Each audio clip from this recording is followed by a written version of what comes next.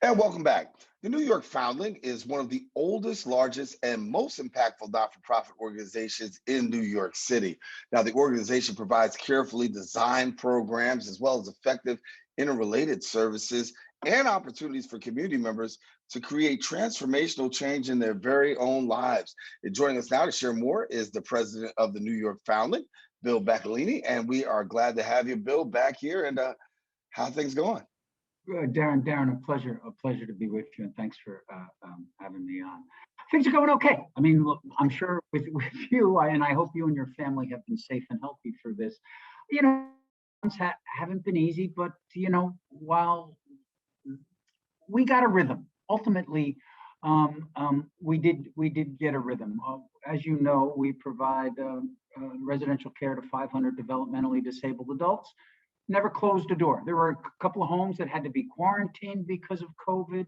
We still have some challenges with respect to vaccination rates among our direct care staff, but generally, families were kept safe.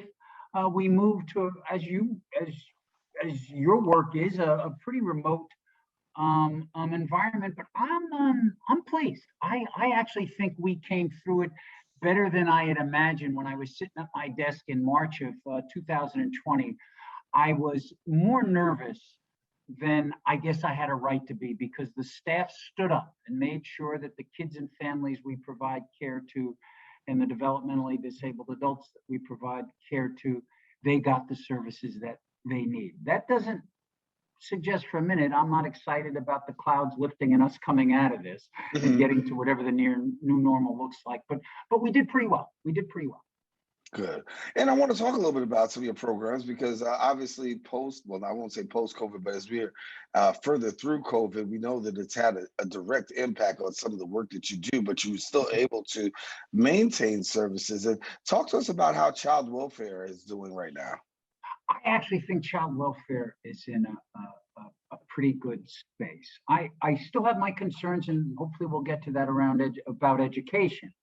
But I actually think child welfare is in a pretty good space. Every indication is, and I just reviewed our contacts with families in our care just yesterday afternoon, and we have maintained the appropriate level of contact with families through this. So we went to remote. But now we're back to face-to-face visits. So I think child welfare is in a pretty good spot. I will say this, contrary to what the data seem to indicate to date, it's just too counterintuitive of me to think that there wasn't abuse and neglect that went on during all this period that has yet to be uncovered.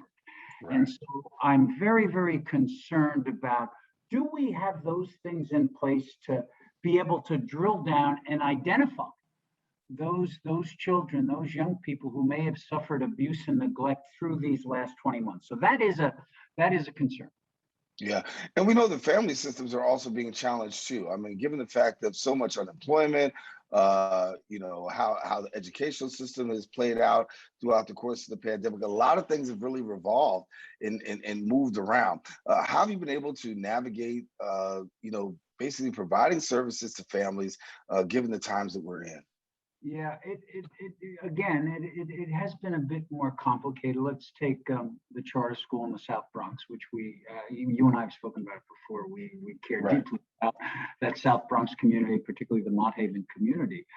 During the pandemic, our families, because our school is a school with kids and families involved in the child welfare system, they had challenges. 27% of them live in homeless shelters. They were afraid, of catching COVID in a homeless shelter. So they'd leave a homeless shelter and go somewhere else that might even be, in actuality, less safe. Then we had families who were pulled apart because the breadwinners still had to go to work, the service workers still had to go to work, and childcare was an issue. We provided meals and meeting space for folks throughout the entire pandemic. In fact, I was up at the school a couple of times for grab and go lunches where families would, and we were their lifeline during period. And you have to overlay on that, Daren, the same time that, the defund the police and the crime rates and the crime in the neighborhoods I care most deeply about, the crime rates were the highest.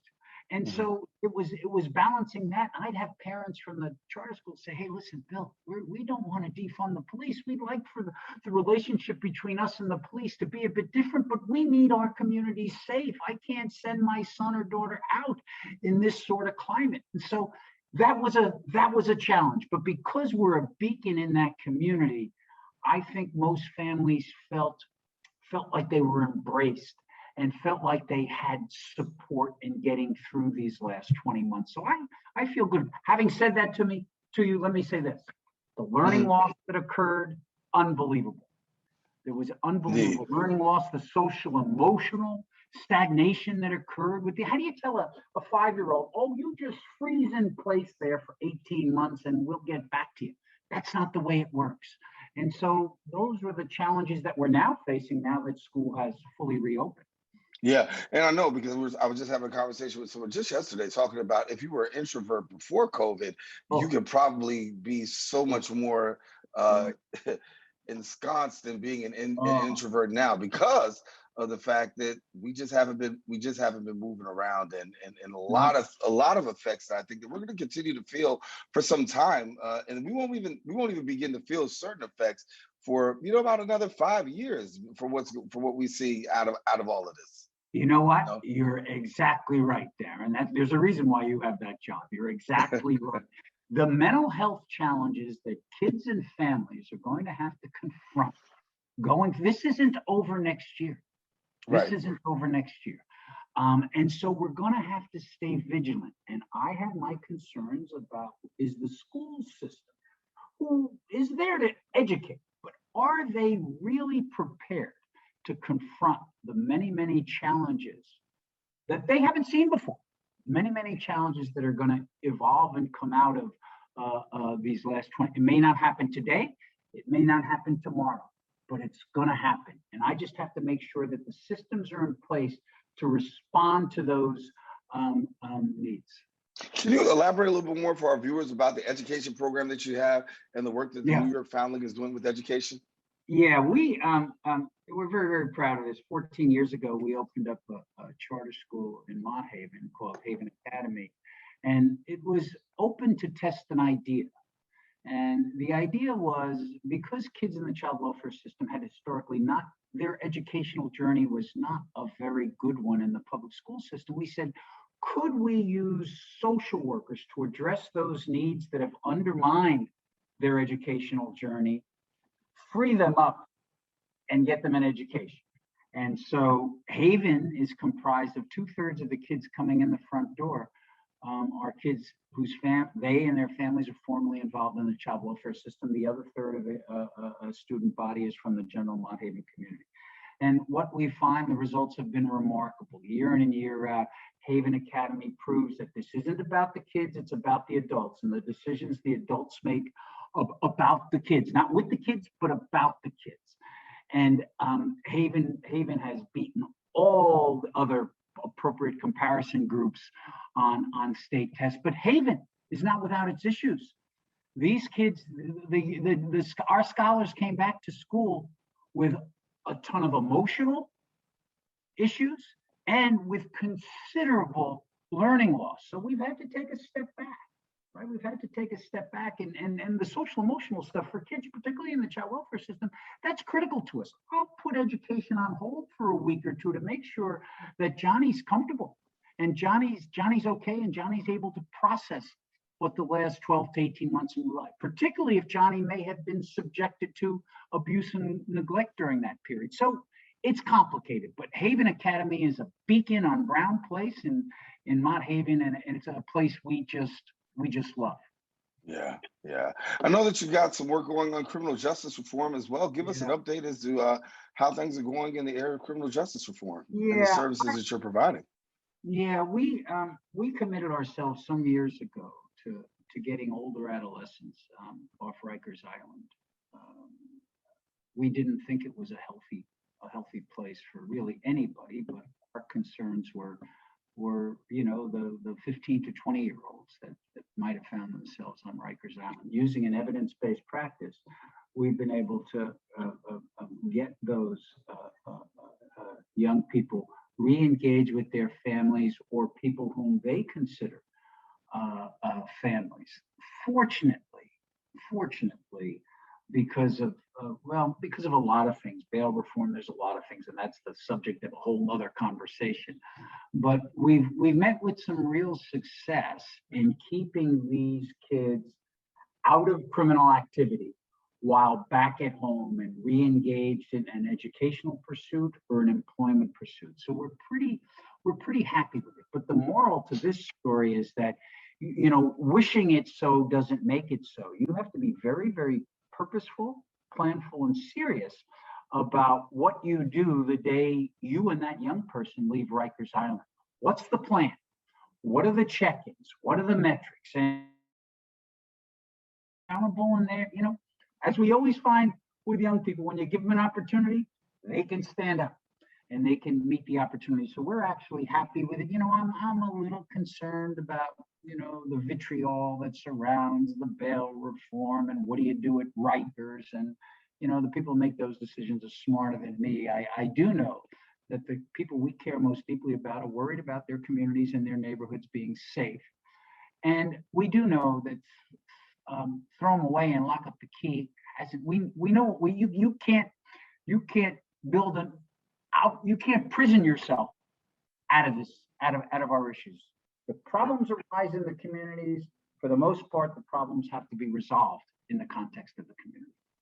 Yeah, no way that we can incarcerate our way out of our issues. I think that we all understand that something definitely has to be done. Talk about something has to be done. Well, we've got a new mayoral administration coming in. We've got one coming in, and talk to us. Are you optimistic about what we're looking forward towards the future with the new mayoral administration and some of the priorities and initiatives that you've heard so far? I'm happy for a couple of different reasons, or I'm excited, optimistic for a couple of different reasons. I got to know Mayor-elect Adams through campaigning and advocating for our Fair Futures initiative in the city. That's where we provide coaches and tutors to older adolescents, and he embraced that like nobody's business. I mean, you hear him on the stump now. He's always talking about fair futures. I'm also optimistic. I'm also optimistic in this other area. I was concerned that the conversation over the last years around charter schools had gotten so nasty that the two sides never came together to have a conversation. Listen, Daren, you don't scale in a city like New York, Haven Academy. That's not what Haven Academy was there for. Haven Academy was there as a laboratory to learn some things and teach the larger system or show the larger system how you might do this and educate a million young people. Unfortunately, the conversations never got going, and you and I know what a lot of the reasons were. I am hopeful that Mayor-elect Adams will have in fact, I know he'll have a more open mind about charter schools and their role. Listen, these are our kids. These are our children. We shouldn't let the bickering between adults stop any conversations that might improve the quality of education for our young people. So I'm optimistic that that conversation will be a healthy one, and we'll learn from one another, and there will be feedback loops. I'm also optimistic that I think he's a bit of a risk taker. That's my sense from having met him a couple of times around. I referenced the Fair Futures initiative. I think there are few enough young people in foster care today, under 8,000. The city, it was only 30 years ago, the city had 50,000 kids in foster care. There's only 8,000.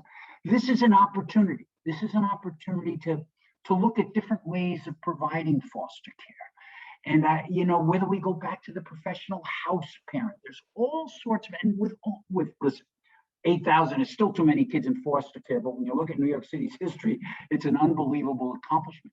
I think it provides us with an opportunity to innovate. So I'm excited. I'm very, very excited about Mayor-elect Adams coming in, and there's an energy level there that I really like. And to the current administration's credit, they did, I think, universal pre-K, 3K. Those are very, very, very important initiatives. But I think Mayor-elect Adams will take these things to the next level. I'm hopeful. Yeah.